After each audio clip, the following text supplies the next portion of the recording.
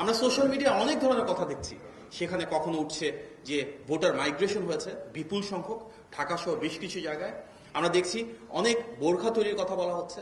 আমরা দেখেছি সেখানে অনেক ধরনের কথা হচ্ছে ভোটারের কিউ বা লাইনটাকে কিভাবে স্লো করে দেওয়া হবে। অনেকে বলছেন প্রচুর পরিমাণে ব্যালট ছাপানো হয়েছে, অনেকে বলছেন অমোচনীয় কালিকাটা কি ঠিক থাকবে কিনা।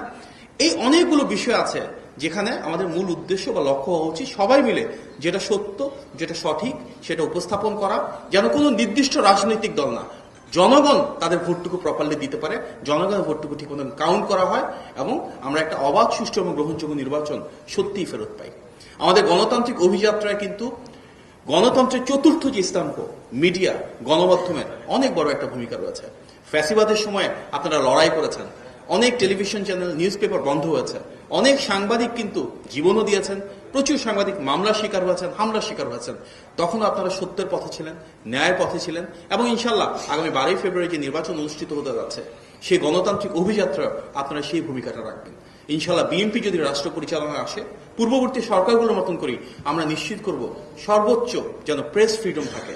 গণমাধ্যম এবং সংবাদকর্মী যারা রয়েছেন, এখানে যারা কাজ করছেন, তারা প্রত্যেকের জন্য পূর্ণাঙ্গ স্বাধীনতা, সুরক্ষা এবং সর্বাঙ্গীন অধিকার নিশ্চিত হয়। সেই জন্য ইনশাল্লাহ আগামীর বিএনপি সরকার কার্যকর ভূমিকা রাখবে।